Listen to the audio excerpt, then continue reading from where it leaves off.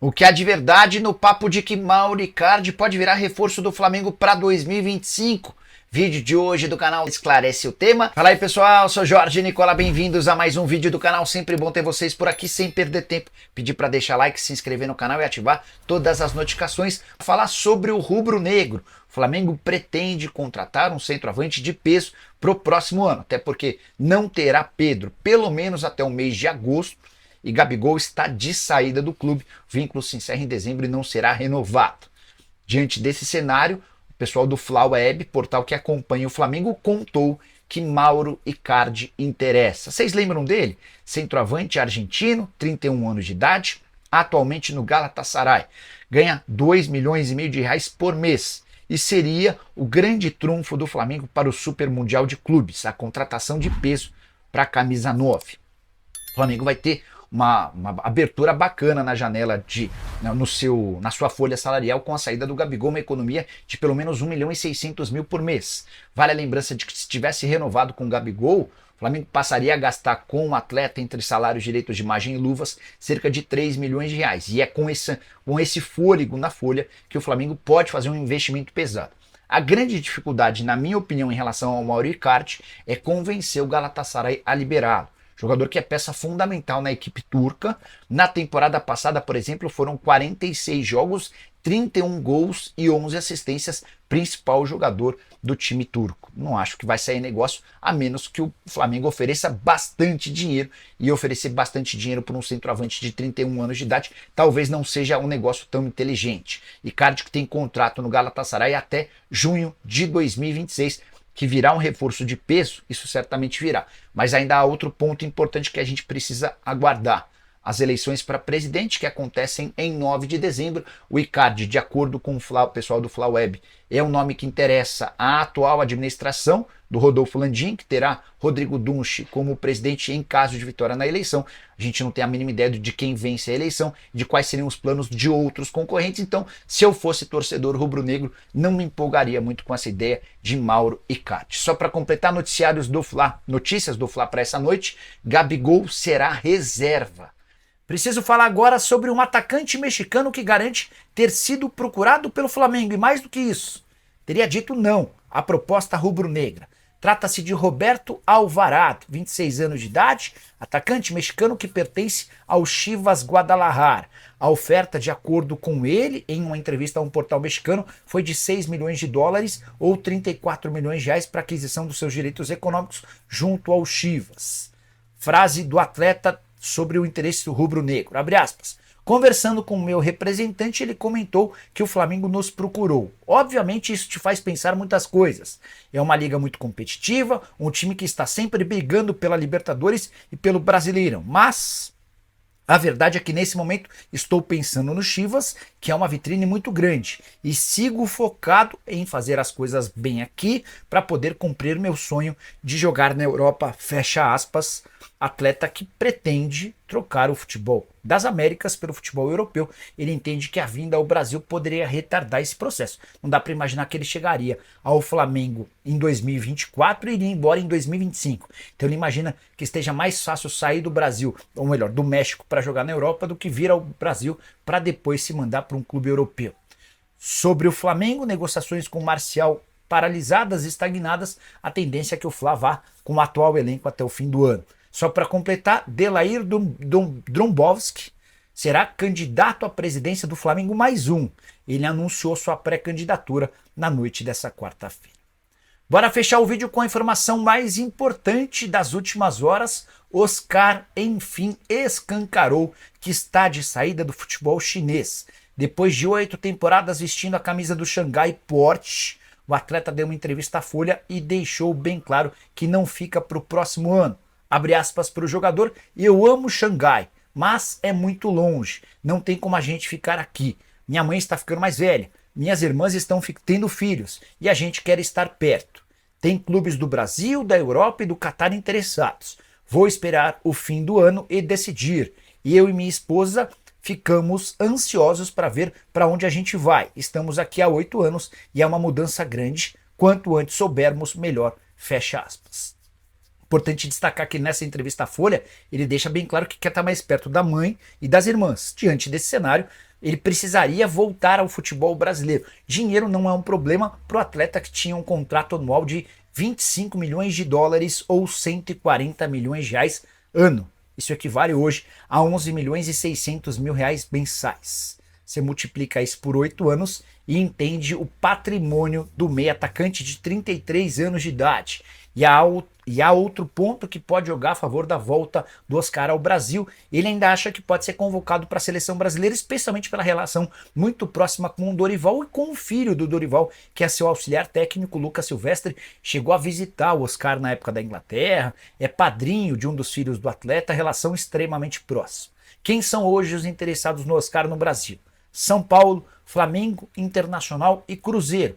Mas com o fato dele estar livre no mercado, podendo assinar um pré-contrato, dá para imaginar que outros times também entrem na briga. Queria muito saber a sua opinião. O Oscar caberia no seu time do coração? Já uso o espaço para comentário e deixe registrado.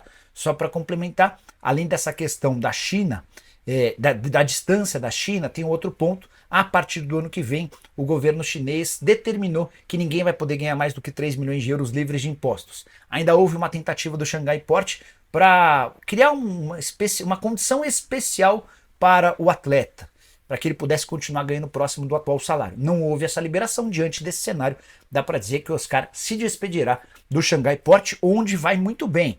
Temporada atual com artilharia, não é artilheiro, mas ele tem 25 jogos, 11 gols e 19 assistências, participação em gol superior a uma partida. Participação superior a um gol por partida, fase espetacular. Caberia no seu time? Já usa espaço para comentário. Só não esquece de deixar like. A eles, e na oportunidade que apareceu, a gente fez o nosso gol. Hoje a gente já conseguiu dentro de casa, era o nosso objetivo, manter esse jogo consistente defensivamente e a busca do gol, né? Fizemos 1-0, poderíamos ter feito em mais oportunidades que criamos e demos muito poucas oportunidades para o Bahia no jogo. Acho que aquela primeira oportunidade que passou perto no início do jogo e depois a gente foi consistente. Fizemos um grande jogo no equilíbrio, que é aquilo que a gente busca, né? Defender bem e atacar da melhor maneira possível. Defender bem, atacar e bolas paradas, defensivas e ofensivas. Quando tu conjuga esses fatores todos, a gente tem um retrato se a equipe jogou bem ou não. Tite Kleber, boa noite, parabéns pela vitória. João Pedro Fragoso, do Jornal Globo. Tite, eu queria te perguntar qual foi a estratégia que vocês pensaram não só para essa partida, mas para a sequência da temporada sem o Pedro, e qual a sua avaliação desse primeiro momento de como a equipe se adaptou a essa estratégia. Obrigado. Nós não fizemos a projeção para o restante da competição sem o Pedro. A gente fortalece a quem está e o campo vai falar. Então não está para te antecipar situações, né? Então o desempenho é o desempenho da equipe e a adaptação, sim.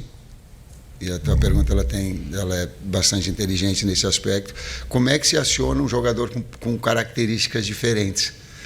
Então o BH é de atacar espaço. Até no primeiro tempo era demais. Os dois marcadores eles já estavam marcando a bola de profundidade do que a bola no pé. E no intervalo nós falamos, tem bola que é para ti, BH, no pé, tem hora que ela é de apoio. O Gerson chamou ele e disse, faça a finta, que ela vai entrar para ti também fazer em 2 tempos, porque eles estão dando essa possibilidade. É muito difícil de marcar um jogador que tem essas características do BH, fora do cabeceio que ele tem. Então essa adaptação, para falar que é fácil, mas quando o jogo é sem pensado, com a velocidade que tem do jogo, por vezes essa adaptação ela é necessária, ela é fundamental, ela vai exigir e o campo vai falar. Tite Kleber, boa noite. É Guilherme Xavier da Trivela. Queria que você explicasse um pouco mais sobre a escolha pelo Everton Araújo. É um menino que ainda está se formando aí nas categorias de base do Flamengo, já está treinando nos profissionais há algum tempo, mas teve sua primeira oportunidade como titular desde o Campeonato Carioca hoje, já numa decisão, e pôde corresponder. Queria que você explicasse a escolha e falasse sobre a atuação dele. Obrigado. Vou deixar para o Kleber falar um pouquinho o que está atrás do pano. O Everton é um menino que, desde que a gente chegou aqui, né, era da base, teve terminado a idade, né, estourou a idade, ficou com a gente, fazendo muito bons treinamentos. A gente tinha na frente dele outro menino. Volta Redonda também, eu acho. Vem do Volta Redonda antes. Fazia dupla com o Igor, e a gente tinha o Igor na sua frente, né, que a gente utilizou bastante no Campeonato Carioca, e ele sempre treinando, sempre evoluindo. Teve momentos importantes com a gente, que a gente começou a utilizá-lo lá contra o Atlético Paranaense, se não me engano contra o Cruzeiro aqui ele foi muito bem, No jogo contra o Botafogo que a gente perdeu, foi um jogo difícil, ele entrou e foi bem.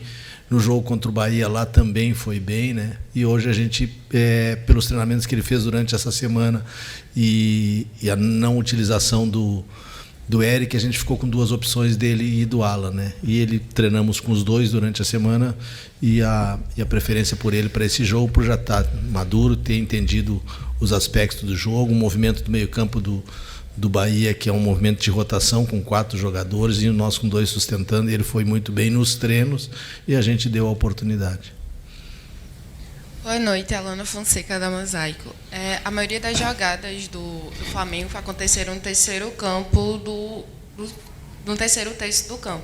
Eu gostaria de saber se foi algo realmente pensado pelo Bahia, por ser um time também ofensivo, e quando você fez essa jogada, acabou que os pontas tiveram mais liberdade também, ou foi só porque você tinha essas peças disponíveis? A compactação da equipe ela se dá onde a bola estiver.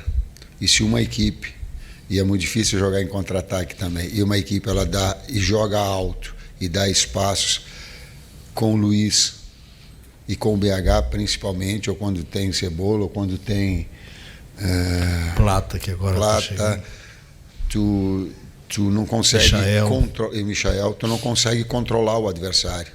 Tu pode ter até a bola, mas tu não controla. Por quê? Porque esses jogadores eles te dão a possibilidade da jogada longa. Então o que nós tínhamos? Jogador de flutuação, que era o Gerson, para ter juntamente com o Arrascaeta a organização, e 2. E aí o adversário vai se mostrar, alguma coisa ele vai te dar. Como precisava sair o Bahia, ele adiantou e nos deu espaço. Tite, Kleber, boa noite, Igor Siqueira do UOL. Bem rápido. Sem o Pedro, o seu titular em condições normais de temperatura, pressão e questões físicas, Gabigol ou Bruno Henrique? E domingo, sem o Ayrton Lucas suspenso, vocês já vão conseguir colocar o Alexandre? Na resposta anterior, eu respondi essa tua pergunta. O campo fala e tem adaptação aos jogadores que são do setor.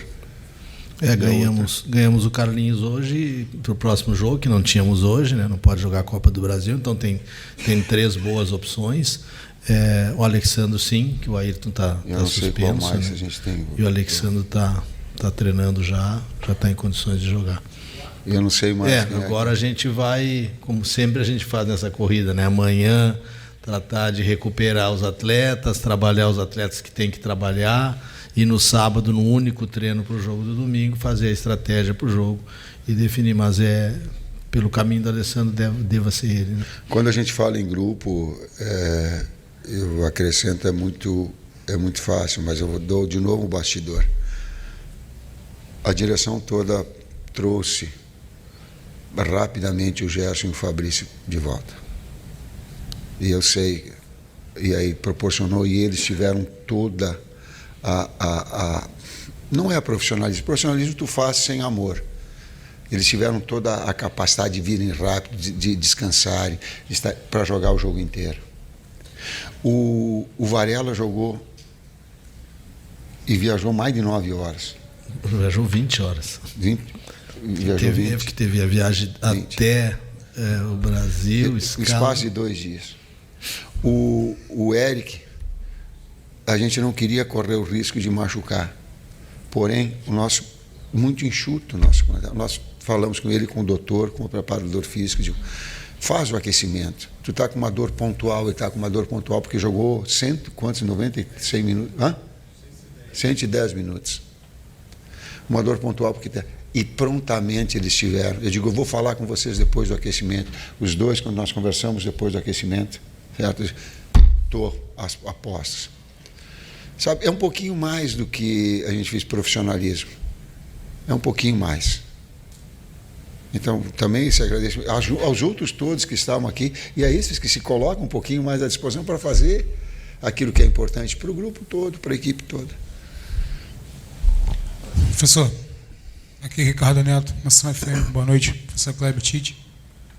A gente tem uma cultura no nosso futebol que diz que o goleiro é uma posição de extrema confiança. Geralmente, quando você poupa um time inteiro, você poupa um time inteiro e deixa o goleiro. Você implementou no Flamengo a questão do revezamento, e o Matheus Cunha, mais uma vez, quando foi exigido, muito bem. Uma característica dele também fundamental na distribuição das bolas, tocando, sempre recebendo, sempre dando opção. Eu queria que tu falasse desse equilíbrio entre os dois goleiros, os dois grandes goleiros que você tem? Goleiros são funções de segurança, no plural. Os dois são grandes pessoas, sabe? Os dois são grandes.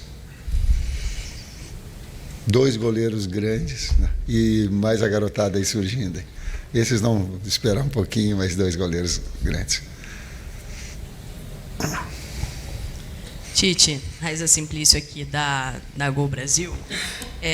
Eu queria saber de você como é que está a conversa. Você citou que você tem 3 opções no ataque, né? O Bruno Henrique, para o próximo jogo você ganha o Carlinhos, e também tem o Gabigol ali no ataque. Nos últimos dias, algumas notícias de que o Flamengo estava procurando uma opção para o ataque. Saiu lá na Argentina que você chegou a fazer contato com o Benedetto, né, tendo interesse na contratação do Benedetto. Queria saber se o Flamengo, na visão da comissão técnica, precisa de mais um jogador para a posição, e se de fato houve esse contato com o Benedetto da sua parte. Obrigado pela pergunta, porque assim, nós estamos num momento que tem muita fake news e tem muita informação errada.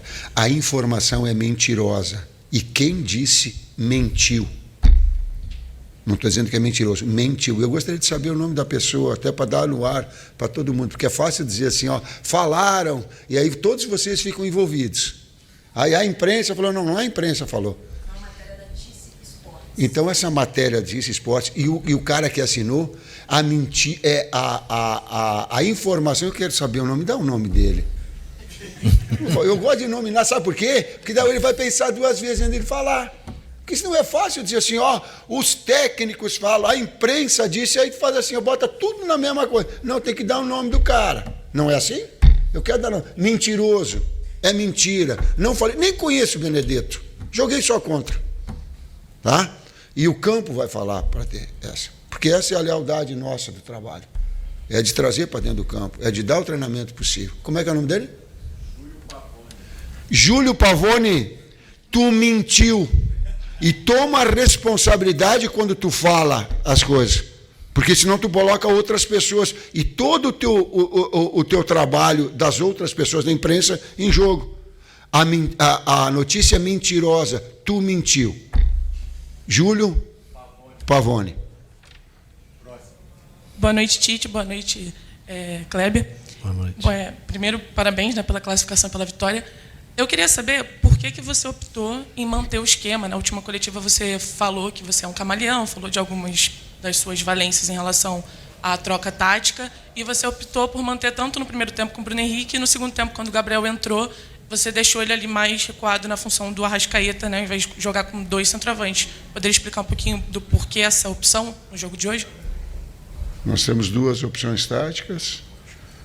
Uma o Gabi pode jogar atrás no 9 e outra de 9. São as 2 funções dele.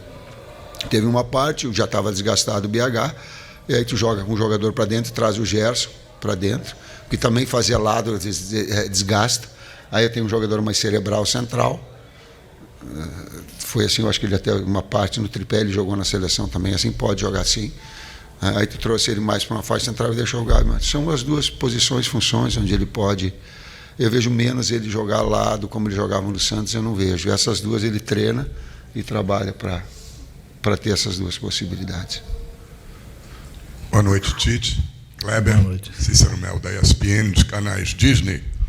Tite, estamos chegando aí na reta final das 3 competições.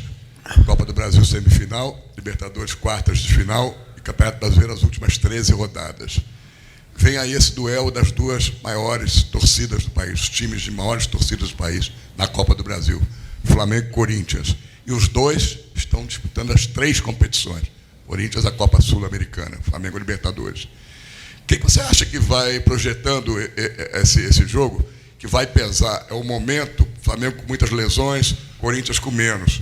O Flamengo desgastado aí, com tantos jogos, Corinthians também. O que nesse duelo você pode projetar? Quem vai levar vantagem? Em que aspecto de tudo isso que eu falei? Quem chegar mais inteiro, com menos jogadores machucados, você acha que leva uma grande vantagem nesse confronto? Esse é um aspecto. Esse é um dos aspectos, sim.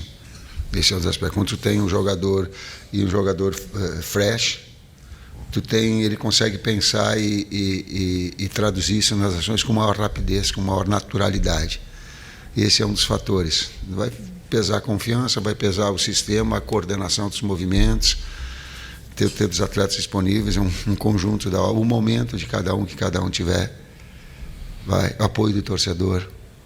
Obrigado de novo, torcedor. Tem alguns momentos que a gente tem que ficar com a bola e às vezes tocando um pouquinho de lado. Entenda um pouquinho essa bola e para a gente chegar na frente, às vezes a gente tem que tocar atrás, para o lado, para goleiro, para inverter, para desgastar também um adversário, para depois atacar. Se a gente imaginar um pouquinho, o basquete ele te traz. Eu falando em termos táticos, tu me proporcionou dessa possibilidade, então eu falo porque minha vida toda eu lutei contra a ignorância, a minha própria. Então agora eu vou continuar falando para dar aquelas pessoas que possam ter a compreensão tática de entender. Quando a gente joga um pouquinho para um lado, um pouquinho para o outro, não é que a gente não quer atacar, que a gente quer desgastar o adversário para depois agredir, para depois atacar, né? Então que ele compreenda às vezes esse movimento que a gente tem de posse de bola, de rotação, de inverter lado, para que depois atacar. Mas inserir isso tudo para dizer também, nesse aspecto de equilíbrio, ele vai pesar nesses confrontos. Boa noite, professor Tite. Boa noite, Kleber, Bruno Castanha. Primeiro, parabéns pela vitória e pela classificação. Dando os créditos aqui ao canal Falando de Tática, ele trouxe uma informação que o Flamengo demorava 10 segundos, né, por pressão pós-perda, para poder recuperar a posse de bola. Na seleção, você usava muito o termo, né, cara, o Hack 5, para recuperar a bola o mais rápido possível, em 5 segundos. Hoje o Flamengo fez isso, a pressão pós-perda funcionou muito bem, o Flamengo recuperou várias bolas. Daqui para frente, com a chegada de reforços, jogadores se recuperando, vai ser uma tendência do Flamengo tentar recuperar a bola mais rápido e correr menos para trás? Obrigado, professor. Sim. É um dos detalhes do modelo, sim. 5 segundos de loucura, cada um usa. Tu usa o Rec 5, eu não uso. Mas o Rec 5 eu não usava. É importante também que isso agora a gente podendo recuperar os atletas, né? Hoje voltaram 2 atletas importantes, o Arrasca e o Gabi. Agora em seguida a gente já vai ter o Nico de volta, tirando aquelas 3 lesões de mais tempo que a gente teve aí, né? Que perdeu jogadores só para o ano que vem, jogadores importantes. A gente tem a chegada dos novos, a recuperação desses atletas, daqui a pouco a recuperação do Michael. Então a gente vai conseguir, com essas paradas, tem mais 2 paradas de data FIFA, a gente poder dar um descanso para fazer com que o time consiga, mais descansado, mais recuperado, fazer essas pressões que a gente tem como característica de equipe e que conseguiu fazer hoje. Tu usou o 5, mas é Rec 5 que eu usava. Tu usou o 5, mas é Rec 5 que eu usava. É o mesmo. Eu falava Rec 5, tu botou um pouquinho mais de... Um enfeite. Rec 5. Vamos para as 2 últimas aqui. Boa noite, Tite. Boa noite, Kleber. Rodrigo Cerqueira, TV Globo. Na saída do gramado, o Arrascaeta, que acabou sendo decisivo, ele falou que não jogou 100%, mas que achava que era muito importante estar em campo no momento decisivo. Para você, Tite, Kleber, como é contar com o jogador, ver essa espontaneidade do jogador de estar em campo no jogo decisivo sem estar 100%, se entregando? Isso também tem um pouco daquele receio por tudo que já aconteceu, veio de lesão, mesmo com o aval do departamento médico. Como é que fica essa balança entre a vontade do jogador, a necessidade de ter um cara desse tamanho e a decisão de colocá-lo em campo?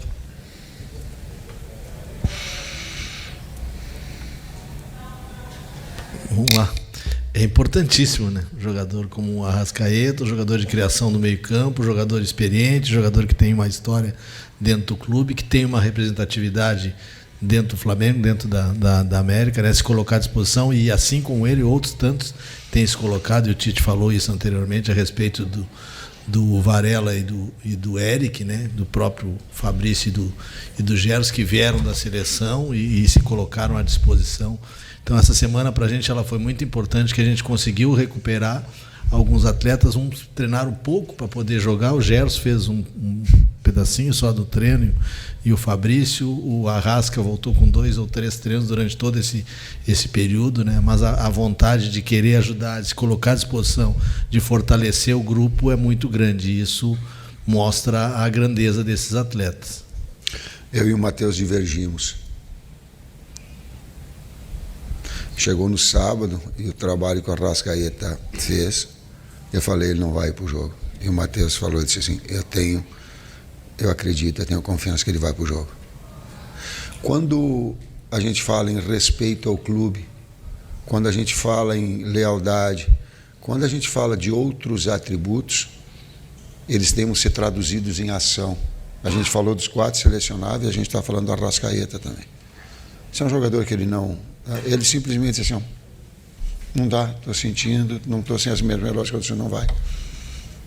Então, se colocar à disposição, isso é um caráter, é aquele outro aspecto que ele gera, que quando fecha as cortinas ali dentro tem. Esse grupo tem. Última. Tite aqui, Kleber. Oi? Do Arrasca? Do Arrasca, ela foi lesão, né, para ele.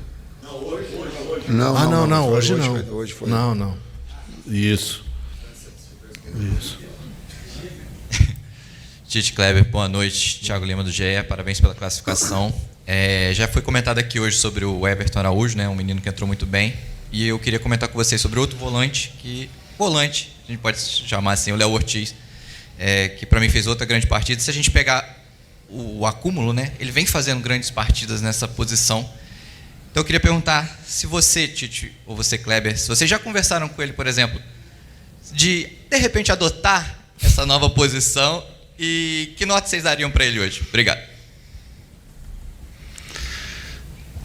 Ele jogou 8, 9 anos na base ali. Ele recebe a bola um pouquinho antes do lance do gol. Nós comentamos no banco e comentamos, os 2 zagueiros abasteçam os 2 primeiros meio-campistas, porque eles vão encontrar passe furar-linha para o Gerson e para o Arrascaeta na frente.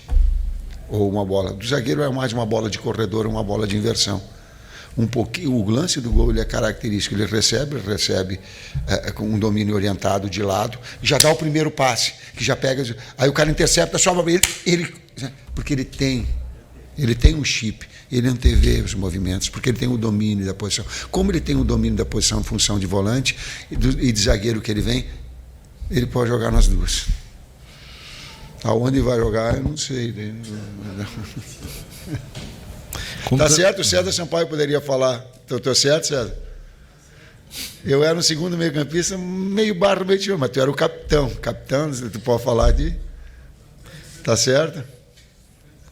E como ele está fazendo uma sequência ali, ele está se readaptando ao espaço, né? São espaços diferentes, são ações diferentes.